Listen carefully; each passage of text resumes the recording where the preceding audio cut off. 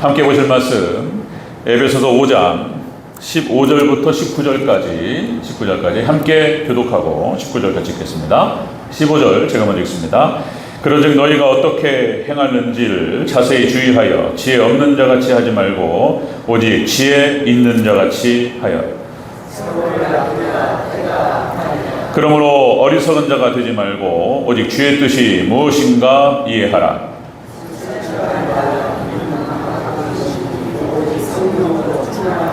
함께 읽습니다. 시와 찬송과 신령한 노래들로 서로 화답하며 너희의 마음으로 주께 노래하며 찬송하며. 아멘. 인사합니다. 오직 예수님, 예수님의 은혜와 평강이 넘치시기를 축원합니다.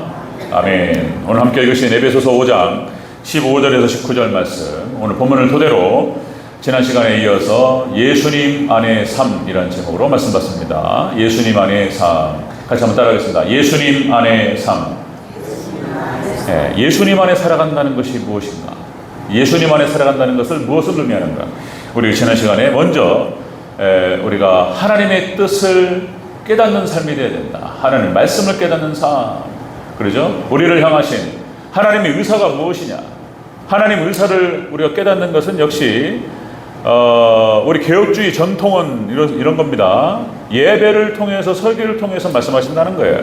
물론 각자가 하나님 말씀 붙들고 기도할 때에 성령께서 감동하시기도 해요.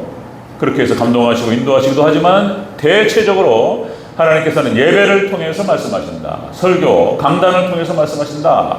자, 예수님 안의 삶은 역시 하나님의 뜻을 깨닫는 것이다. 깨닫는 삶이다. 두 번째, 연결시켜서 그것이 바로 지혜로운 삶이 된다. 지혜로운 삶. 그 다음에 그것이 또 연결되어서 세 번째, 주의 깊게 생각하고 행동하는 그런 삶이 된다. 그죠? 그래서 아주 우리 기독교인들, 하나님을 섬기는 백성들은 굉장히 품이 있고 지혜롭고 기품이 있고 교양이 넘치고 이런 거예요. 이렇게 가게 돼 있어요. 제대로 된 신앙이라고 한다면 그 말씀 붙들고 기도하면서 그 말씀에 순종하면서 말 한마디 하는 것들, 생각하는 것들, 타인을 배려하면서 깊이 생각하고 함부로 행동하지 않고 그런 거죠. 자, 오늘 이어서 예수님 안의 삶이 무엇인가에 대해서 사도 바울이 하나님께서 사도 바울을 통해서 하셨던 말씀 네 번째 이어가도록 하겠습니다. 자, 예수님 안의 삶 네 번째는 술 취하지 말라 이렇게 말씀하셨어요. 술 취하지 말라. 이 말은 세상에 취하지 말라 이런 뜻이에요. 자, 18절을 다시 한번 읽겠습니다. 18절 시작. 술 취하지 말라. 이는 방탕한 것이니 오직 성령으로 충만함을 받으라. 아멘. 술 취하지 말라. 우리 예수님 안에 사는 삶은 술 취하지 않고 세상에 취하지 않는 것이다. 술에 취한다라고 하는 것은 그런 뜻을 말하는 거예요. 세상에 취하는 걸 말하는 것입니다. 세상에 취한다. 그래서 하나님 예수님 안에 사는 삶은 술 취하지 않는 삶, 세상에 취하지 않는 삶 이렇게 말하는 거예요. 자, 이것은 방탕한 것이라고 규정 짓고 있습니다. 술에 취하고 그리고 세상에 취한다는 것이 방탕한 것이다. 이 방탕이라고 하는 말이 원어 뜻이 그렇습니다. 원어 뜻은 언행에 실하지 못하고 실없는 사람이 있잖아요. 실없는 사람들. 그러니까 언행에 실하지 못하고 주색잡기에 빠져 있다. 이 술과 이게 뭡니까? 이 음행하고 이 연결되는 거예요. 이렇게 술하고 주색잡기에 빠진다. 그래서 이렇게 술에 취하고 세상에 취하고 방탕하고 그러죠? 그렇게 해서 이제 멸망길로 가는 것입니다. 멸망길로. 대표적인 인물이 여러분 잘 아시다시피 탕자가 있습니다. 탕자가 방탕한 삶을 살아가요. 그렇게 해서 아버지께 받은 어떤 그 재산의 일부를 갖다가 돈이 있을 때는 그렇게 친해요. 너무 좋아요. 그냥 돈이 있으니까 친구들 막 많고 너무 행복해요. 돈이 떨어지니까 다 떠나버려요. 사람 다 떠납니다. 친구도 떠나가고. 그리고 결국에는 탕자는 쓰레기통을 뒤져가지고 돼지 쥐업 열매도 없어요. 그 비참하게 떨어지는 것입니다. 그러니까 술에 취하고 세상에 취한다라고 하는 것은 이렇게 멸망길로 가게 되는 것을 말하는 것이고 그리고 비참하게 되는 것을 말하는 것이다. 이 방탕이라고 하는 것이 그렇게 무절제하고 그리고 경솔하고 비도덕적인 상태, 이걸 말하는 것입니다. 이걸 말하는 거예요. 그래서 지금 이렇게 세상에 취하지 말라, 술 취하지 말라, 이렇게 딱 집어서 말씀하시는 거예요. 예수님 안에 살아간다라고 하는 것은 이렇게 세상에 취하지 않는 것. 우리가 세상에 살아가다 보니까 세상에 좋은 것들이 있단 말이에요. 그거를 때로 하나님 허락하시면 누릴 수도 있죠. 그건 취해가지고 빠져가지고 정신을 못 차린단 말이에요. 이러지 말라, 이런 말씀 하시는 거예요. 자, 요한일서 2장 16절, 여러분 잘 아시는 말씀. 자, 이는 세상에 있는 모든 것이 육신의 정욕과 안목의 정욕과 이생의 자랑이라. 다 아버지께로부터 온 것이 아니요 세상으로부터 온 것이라. 이 세 가지, 육신의 정욕, 안목의 정욕, 이생의 자랑. 그러니까 이 세상에서 우리가 세상에 빠져서 우리가 추구하기가 좋은 것들, 물질을 추구하거나 권력을 추구하거나 하나님 없는 권력, 이 망하는 길이라는 거예요. 하나님 없는 물질을 추구하는 것, 심지어는 명예도 마찬가지예요. 명예도. 하나님 없는 명예를 추구하는 것도 망하는 길이에요. 다 일만하게 뿌리가 되는 것입니다. 일만하게 뿌리가 된다.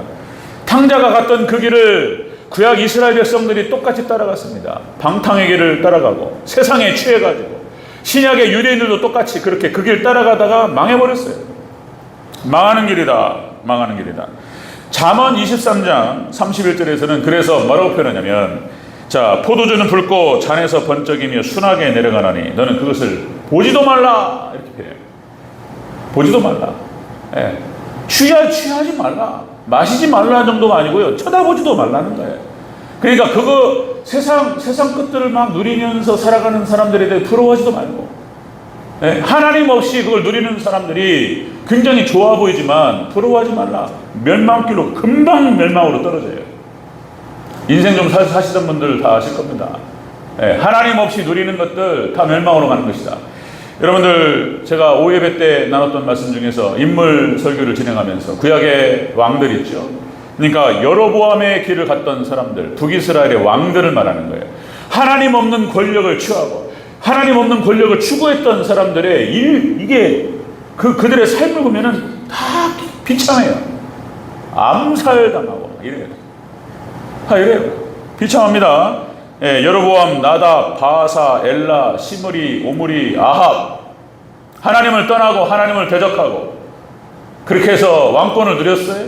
며칠 못 갑니다. 얼마 못 가요. 비참하게 끝나는 걸 볼 수가 있습니다. 자, 여러분들, 역사서가 그런 거라고 그랬죠. 사무엘 역사서가 여호수아부터 시작하죠. 여호수아, 사사기, 룻기, 사무엘상하, 열왕기상하, 역대상하 쭉 나오죠. 예, 그것이 이스라엘 역사를 통해서 하나님께서 말씀하시는 설교다라고 그랬어요. 그래서 그 역사를 쭉 살펴가면은 어떻게 살아가야 되는지를 딱 말씀하셔요. 하나님께서 비참하게 끝나요. 멸망길로. 자, 여러분들, 우리가 보통 역사적인 평가라는 표현을 씁니다. 지금 요새 여러분 보셨는지 모르겠습니다. 예, 영화 서울의 봄이 지금 뭐 대히트를 치고 있다. 계속 그 얘기 나와요. 서울의 봄, 여러분 잘 아시죠? 신군부, 그러니까 하나회를 중심으로 해서 전두환 씨에 대해서 얘기를 하는 것이죠. 역사적인 법적인 단죄를 받지 않고 사과 한마디 없이 그렇게 자연사를 했습니다. 그게 억울한 거예요. 영화를 보신 분들은 아시겠지만 실제예요, 실제. 그 영화의 역사적인 고증을 다 찾아가지고 이름만 바꿨지, 이름만 뭐 전두광, 뭐 하여튼 여러 이름 좀 바꿔가지고 장태환 장군을 또 다른 이름 바꾸고 그렇게 했지만은 실제 벌어진 사건들을 시간별로 해가지고 재구성했던 거예요. 자, 그러니까 이제 전두환 씨 그렇게 해서 우리나라 뭐 대통령이 되고 노태우 대통령까지 되고, 여러분들 잘 아시겠지만은 노태우 대통령은 무기징역을 받았고 전두환 씨는 사형 언도를 받았던 사람입니다. 사형, 그죠? 근데 세상에 우리 김대중 대통령이 사면시켜버렸어요, 그냥. 그러니까 동서의 화합, 우리 뭐 지역감정 해소 차원에서 김대중 대통령이 크게 마음을 넓게 써가지고 동서 화합을 위해서 우리나라가 하나가 돼야 된다. 그래서 내가 용서해야 된다. 내가 피해자니까. 그러니까 그냥 그렇게 해버렸단 말이에요. 그래서 그냥 사면시켜버렸어요, 그냥. 그래서 이제 김대중 대통령은 노벨상도 받으시고 죽으셨는데, 이게 단죄가 안 돼가지고 안타까움이 있어요. 그렇게 극악무도한 그런 행동을 했던 사람에 대해서. 그러나 전두환 씨의 자손들이 과연 이 땅에서 잘 살 수 있을까 한번 생각해 보시기 바랍니다. 그들의 자손들이 아마 대대로 따라갑니다. 결혼할 때 족보 나와요. 결혼하면은요, 아버지가 누구셨는지 위에가 누구셨는지 다 나와요. 그 어떤 여자가 어떤 남자가 그 집안하고 어떤 집안이 섞이겠냐 말이에요. 과연 우리나라에서 그렇게 살 수 있을까? 어려울 거라고 보는 건데요. 회개를 했다면 정말로 참여하고 그렇게 했다면 조금 나았을 텐데 단 한마디 사과가 없었다. 그렇습니다. 그러니까 이 땅에서 그렇게 권력을 차지하고 망하는 길로 가는 거예요. 망하는 길이다. 자, 하나님께서 분명히 말씀하시는 거예요. 자, 예수님 안에 사는 삶이 무엇인가?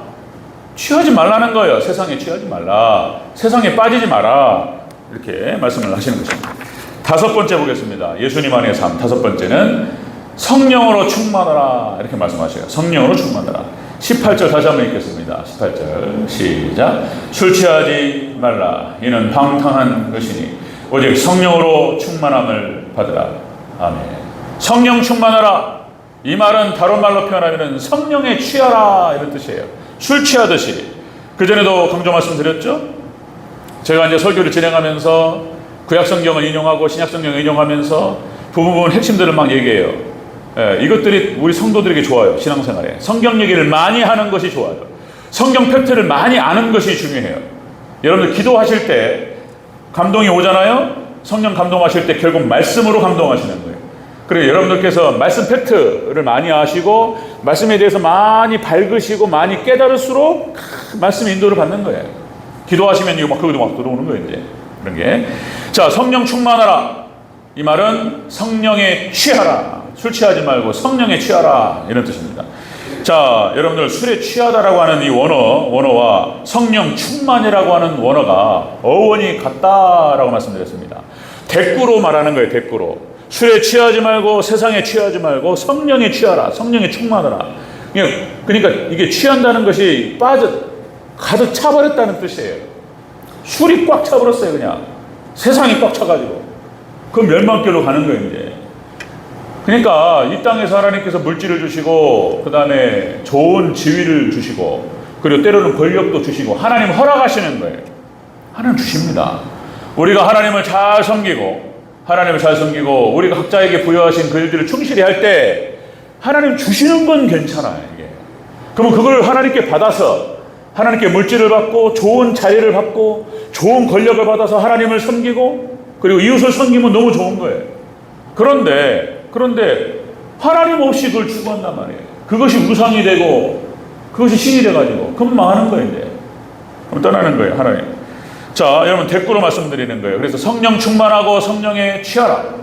이 말은 그래서 저도 끊임없이 느끼는 거지만 모든 에너지와 모든 파워가 여기서부터 나와요. 성령의 여러분들 히브리서 4장 12절 말씀, 그죠? 성령에 대해서 에너지라는 표현을 쓴단 말이에요. 기운. 그래서 우리가 기도하고 은혜가 충만하면 기운이 들어와요. 하나님의 기운이. 하나님의 에너지가 들어와요. 그래서 어려운 일들을 쫙쫙쫙 해낼 수 있는 은혜와 능력을 주실 줄로 믿습니다. 우리는 그런 능력으로 사는 사람들이에요. 이게 도무지 감당할 수 없는 일인데 하나님 주신 은혜와 능력으로 성령으로 그 기운으로 이기는 거예요. 그 기운으로. 이렇게 하라는 거예요. 그렇게 해서 여러분들 성령 충만하다라고 하는 것이 또 우리가 생각해야 되는 것은 기도 많이 하면서 막 황홀경에 들어가고 막 이렇게 이런 것도 있죠. 막 하나님 딱 터치하시면 막 이게 은혜가 막 들어오니까 그런 것도 있는데 대체적으로는 성령 충만해서 나가는 방향은 말씀에 순종하는 방향으로 나갑니다. 굉장히 윤리적으로 가요. 도덕적인 사람이 되고 그게 결과물이에요. 그런 삶의 열매를 맺고 도덕성과 착한 삶으로 열매를 나가는 거예요. 앞에서 봤어요. 우리가 이렇게 형태로 나가는 거예요. 자, 우리가 역사서를 보면 그렇습니다. 여러분들 하나님께서 사용하신 인물들과 사람들이 다 성령 충만. 기도원, 사사기, 입다, 삼손, 다윗. 삼손이 완전히 그냥 그렇게 해서 구렁텅이로 빠지기 전에 하나님께서 함께 하셔서 그런 표현들, 여호와의 영이 함께 하심으로 어마어마한 파워를 냅니다. 이길 수가 없어요. 기드온이 어떻게 기드온 300용사가 13만 5천 명을 이기냐면. 그러나 하나님 함께 하시면 승리할 줄로 믿습니다. 하나님 함께 하시면 이기는 줄로 믿습니다. 다윗과 함께 하시니까 골리앗을 한 방에 보낸단 말이에요. 하나님 역사하시는 거예요. 성령 충만. 그죠? 삼손 그런데 이 성령 충만과 성령의 기름 부으심은 대체적으로 하나님 주권이에요. 하나님의 선물입니다. 그러니까 이것도 우리가 잘 알아야 돼요. 그러니까 이제 우리가 자동 판매기에다가 동전 집어넣고 밀크커피 그다음에 율무 해가지고 이게 누르면 나오는 식으로 그렇게 하는 게 아니고 우리가 구합니다. 구하면 하나님께서 허락하시는 거예요. 주권은 하나님께 있는 거예요. 그러나 구해야 돼요. 아시죠? 여러분들 하나님께서 예수님 말씀하신 구하라, 찾으라, 두드리라 이런 거예요. 하나님 구하라고 말씀하셨어요. 그러면 좋은 것을 너에게 주시지 않겠느냐. 그 좋은 것이 성령이라고 말씀하셨어요. 우리가 여러분들 하나님의 주권적인 역사지만 우리가 최선을 다해서 기도하고 그리고 구해야 될 줄로 믿습니다. 하나님 주시옵소서. 그런 거예요. 구하라. 그래서 대체적으로 2000년 역사를 보면은 이 부흥이라든지 집단적 부흥과 그 다음에 개인적 부흥이라고 할 때 이게 이제 그렇게 오는 거예요. 여러분들 영국의 부흥도 영국 땅에 산업혁명이 시작되고 자본주의가 들어오기 시작하는 거예요. 대량 생산이 나오기 시작하면서 엄청난 부자들이 나오기 시작해요. 그러니까 이게 자본주의의 폐해들이 영국 땅에 일어나기 시작하고 부익부 빈익빈 현상이 일어나기 시작하고 부익부 빈익빈 그러면서 이 가난한 사람들 중에서는 이제 도둑이 나오고 강도가 나오고 이제 거지가 나오고 이러는 거예요. 이제 영국 땅에 이런 문제들이 막 산적해 오면서 엄청난 사회 문제가 발생하기 시작한 거예요. 그때 요한 웨슬레를 중심으로 그리고 장로교에서는 조지 휘필드를 중심으로 해서 부흥운동이 있었어요. 그러니까 그 부흥운동, 교회의 놀라운 부흥으로 인해서 사회 문제가 현격하게 다 잠들었어요. 부흥이에요, 부흥. 그러니까 사회가 너무나 먹고 살기 힘들고 힘드니까 그래도 하나님께 부르짖고 그랬던 거예요. 미국 부흥도 마찬가지입니다. 미국의 부흥도 여러 번 말씀드렸지만 1740년대 미국의 1차 부흥, 청교도들을 중심으로 해서 진행되고 그 다음에 1800년, 1840년, 40년 동안 어마어마한 부흥의 물결이 미국을 휩쓸고 있을 때 그때가 언제냐면 개척 시대였던 거예요. 먹고 살기가 너무 어려운 거예요. 막 싸우고 막 죽이고 막 총 쏴버리고 삶의 터이 너무 어려운 거예요. 그러니까 하나님만 바라보고 기도했던 거예요. 그러니까 그런 가난한 마음으로 주님을 불렀기 때문에 하나님 놀라운 부흥의 역사가 일어났던 거예요. 우리 한국의 부흥도 마찬가지입니다. 1960년대로 넘어오면서, 그죠? 1960년대 중반부터 박정희 대통령 그렇게 해서 새마을 운동이 진행되고 했지만은 역시 우리나라 개발 시대였던 거예요. 우리나라가 한국교회가 부흥할 때는 개발 시대하고 같이 맞물렸던 거예요. 먹고 살기가 너무나 어렵고 너무 힘드니까 교회 나와서 기도하고 그냥 교회가 그냥 부흥이 있었던 거예요. 그러니까 기초적으로 가난한 마음이 있어야 되는 거예요. 그래서 심령이 가난한 자는 복이 있나니 천국이 저희 것이며 가장 1차적으로 하나님을 찾는데 가장 중요한 것은 가난한 마음이에요. 그런데 우리나라가 전 세계적으로 마찬가지입니다. 유럽과 미국과 한국도 2만 불이 넘어가고 3만 불이 넘어가고 그 다음에 마이카 시대가 오기 시작하고 그리고 수입이 늘어나니까 주 5일째 근무를 하기 시작하고 교회가 비기 시작하는 거예요. 배가 부르니까 배가 부르고 등 따수니까 이제 졸리기 시작하는 거예요. 마음이 넉넉해지면서 교회 기도가 안 나와요. 이게 상식이에요. 여러분들 우리 대전저희교회가 좀 더 가난한 마음으로 기도해야 될 줄로 믿습니다. 아멘. 가난하십시오. 이게 살길이다. 이게 여러분들 저희 아내도 그렇고 안쓰럽고 저도 노는 거 아닙니다. 그러니까 직장 생활을 하시고 어렵고 힘든데 그러나 최선을 다해서 시간을 잘 조정하셔서 새벽에다 포인트를 맞추고 좀 일찍 주무시고 쉬는 시간 그 다음에 노는 시간 좀 줄이시고 일찍 주무시고 새벽에 기도하고 그렇게 할 때 우리 교회가 살고 여러분들이 복이 될 줄로 믿습니다. 아멘. 그렇게 하자고요. 여러분들 예수님 안의 삶은 바로 이런 것이다. 세상에 취하지 아니하고 성령에 취해라. 성령 충만하라. 이렇게 말씀하시는 거예요. 그 다음에 연결되는 것이 이제 기가 막힙니다. 찬양하는 겁니다. 이제 여섯 번째, 예수님 안의 삶은, 자, 예수님을 주를 찬송하는 삶이다. 자, 19절을 같이 읽겠습니다. 19절 시작. 시와 찬송과 신령한 노래들로 서로 화답하며 너희 마음으로 주께 노래하며 찬송하며. 아멘. 이렇게 하라는 거예요. 예수님 안의 삶은 하나님께 영광 올려드리고 그리고 하나님을 찬양하고 경배하는 삶이다. 그런 거죠. 시와 찬송과 신령한 노래. 그러니까 시편이요, 이게 다 찬송인 거예요. 시가 돼요. 시가 마음에 어떤 그 하나님에 대한 그 찬송이 넘쳐나니까 이게 시로 나오는 거예요. 시로 찬송하고 그리고 노래로 찬송하고. 여러분들 또 이런 것도 있어요. 평상시에 여러분의 언어 생활부터 해가지고 다 하나님 감사합니다. 그리고 하나님께 찬양합니다. 하나님만을 자랑하고, 그렇죠? 다 하나님 은혜다. 그렇게 하세요. 맛있는 거 드실 때 하나님 감사합니다. 자녀들하고 같이 어울려가지고 가장 좋죠. 가장 행복한 시간. 사랑하는 새끼들, 가족들하고 함께 모여가지고 맛있는 거 먹고 막 이럴 때 재밌죠? 이럴 때 하나님 감사합니다. 하나님께 영광 올려드리시기를 축원합니다. 하나님 주시는 것, 하나님 허락하시는 것들. 자, 이것이 우리 하나님 백성들을 지으신 하나님의 지은 목적이었다는 거예요. 그 전에도 말씀드렸듯이 이사야 43장 21절에 이 백성은 내가 나를 위하여 지었나니 나를 찬송하게 하려 함이라. 아멘. 하나님께서 우리를 통해서 영광 받으시고 찬양 받으시기 위해서 우리를 지으셨다. 이렇게 말씀하신단 말이죠. 그래서 여러분들 인생의 존재 목적이 바로 그것이다. 하나님을 경배하고 찬양하고 예배하고 그리고 하나님께 영광 올려드릴 때 그 인생이 가장 찬란할 줄로 믿습니다. 그런 찬란한 하나님 은혜가 넘치는 그런 복된 인생이 되시기를 주의 이름으로 축원합니다. 가장 찬란해요. 하나님께는 모든 축복을 주셔요. 하나님 찬양하는 사람들. 여러분들 창세기 9장 26절, 여러분들 노아를 통해서 하나님께서 노아의 홍수 심판, 그래서 이 땅을 다 심판하시고 8명의 식구만 살아남았다. 그래서 세 아들 셈, 함, 야벳, 뭐 그 사건을 너무나 잘 아시죠. 자, 노아가 실수를 했다는 거예요. 포도주를 먹고 대자로 뻗었다. 이 종말 신앙이 끝나버리니까 이게 또 빠지는 거예요. 실수가 나오는 거예요.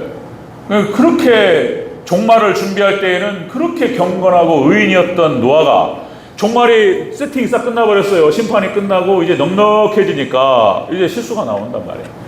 그래가지고 실수를 했어요. 하체를 드러내고 거기서 이제 셈과 야벳이 이걸 덮는단 말이죠. 그 사건. 함은 그거를 떠벌렸고, 이게 어쨌든 이 사건을 통해서 노아의 말대로 되어버렸어요. 또 이것이 노아가 창세기 9장 26절에서 이렇게 표현합니다. 셈의 하나님 여호와를 찬송하리로다. 셈을 통해서 하나님을 찬양하는 자가 될지어다. 셈. 그리고 가나안은 셈의 종이 될 것이다. 이 가나안이 바로 함의 아들이에요. 이거 저주가 되어버렸어요. 그러니까 여러분들 셈의 족속이 아브라함이 됩니다. 아브라함. 에벨의 두 아들 벨렉과 욕단. 벨렉 라인에서 아브라함이 나오고 욕단 라인에서 한국이 나왔다 말씀드렸죠. 그래서 이 사람들이 하나님을 찬양하는 거예요. 그 하나님을 찬양한다라고 했을 때 오직 하나님의 택하심을 받은 백성이 되어서 하나님을 예배하고 경배하는 그런 민족이 되는 거예요. 아브라함의 족속들 이스라엘. 하나님 이들을 특별히 사랑하셨어요. 특별히 하나님께서 축복하십니다. 자, 여러분들 창세기 49장 8절이 이렇게 나와요. 유다를 축복하면서 큰아들, 둘째, 셋째가 다 실각됩니다. 그죠? 루벤, 서모 비라를 갖다가 흥건하고, 시몬, 레위, 세겜 사건을 통해 가지고 그 이스라엘 야곱 족속의 야곱 가족의 큰 치명적인 위험을 초래했던 이 두 아들 아웃됩니다. 넷째 아들 유다로 내려갔던 거예요. 유다가 축복을 받는데, 유다야 너는 내 형제의 찬송이 될지라, 이렇게 표현해버려요. 그러니까 그냥 그 말대로 돼버렸어요. 야곱이 축복한 대로 하나님께 야곱의 입을 통해서 축복해버리셨어요. 유다는 네 형제의 찬송이 될 것이다. 유다 지파에서 갈렙이 나오고 다윗이 나오고 예수 그리스도가 나와요. 찬송이 됩니다. 여러분들 하나님을 찬송하고 하나님께 경배하는 이 백성들, 그 개인이 됐든 국가가 됐든 하나님께 여기에다가 주도권을 주셔요. 이 사람들이 지배자가 되는 거예요. 이 사람들이. 하나님을 찬양하는 자들. 이 사람들이 하나님께 주도권을 주셔요. 네? 2000년 기독교 역사, 2000년 예수님 이후로 2000년 역사가 다 그런 거예요. 거기에 대해서는 이거는 아주 그냥 이렇게 보시면 돼요. 이거는 지극히 성경적인 역사가 아니에요. 지극히 성경적인, 어떻게 말하면 하나님을 안 믿는 사람들, 성경을 안 믿는 사람들은 그거는 성경의 편협적인 역사관이라고 말할 수 있지만 모든 건 성경대로 되는 줄로 믿습니다. 말씀대로 돼요. 그러니까 하나님을 찬양하고 하나님을 높여드리고 하나님을 잘 섬기는 자에게 하나님께서 주도권을 주셔요. 그 주도권이 야벳 족속이 그 복음을 나르는 사명을 받았기 때문에 유럽 국가에다가 놀라운 하나님의 은혜를 주셨고 미국에다가 주도권을 허락하셨고 그리고 한국으로 넘어가요. 지금 한국이 감당 못하면 그런 일은 없을 거라고 봐요. 이제 끝이라고 보는 건데 뭐 아프리카로 가네 어쩌네 이런 얘기 하는데 아프리카가 그렇게 가난하고 힘드니까 그 아프리카에서 그렇게 부흥이 일어난다는 거예요. 막 그 아프리카 막 그 찬양 열심히 하고 막 신앙생활 열심히 이런 거예요. 그러나 예언이 있기 때문에 한국에서 이 사명을 마무리합니다. 마지막 종말 사역을. 자, 여러분들 철저히 우리는 제가 무슨 뭐 우리 교단의 신학을 얘기하는 게 아니에요. 그 얘기하는 게 아니에요. 지금 개혁주의라고 하는 것은 성경주의를 말하는 거예요. 그래서 하나님 중심, 말씀 중심, 교육 중심인 거예요. 또 이 우리의 신앙은 이렇게 되어야 되는 거예요. 철저하게 하나님 앞에. 그리고 말씀 붙들고 말씀 중심의 신앙을 세워야 되고, 그리고 교회 중심으로 여러분들 그게 바로 예수 그리스도의 반석 위에 우리의 삶을 세우는 거예요. 여러분들 오직 예수님의 반석 위에 여러분의 삶과 인격과 신앙을 세우시기를 축원합니다. 안 흔들린다는 거예요. 말씀을 순종하고, 그 순종 우리 의지로 되는 게 아니에요. 하나님 은혜로 되는 것이지. 그 은혜는 그냥 오는 게 아니고 또 기도해야 되는 거예요. 또. 그러니까 돌고 다시 기도로 가는 거예요. 기도로. 뭐야? 결론은 기도인 거예요. 또. 여러분들 시편 찬송을 보면 그렇습니다. 다 찬송이에요. 시편 47편 6절 찬송하라, 하나님을 찬송하라, 찬송하라, 우리 왕을 찬송하라.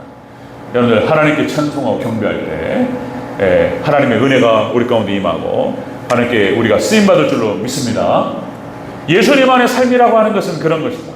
세상에 취하지 아니하고 성령에 취하고 말씀에 취하고 그리고 하나님을 찬양하고 경배하고 이런 백성이 될 때 하나님께서 우리를 통해서 우리 대전절개가 그 은혜 가운데 세워지고 구원의 방주의 사명을 감당하게 될 줄로 믿습니다. 이게 없이는 의미가 없는 거예요.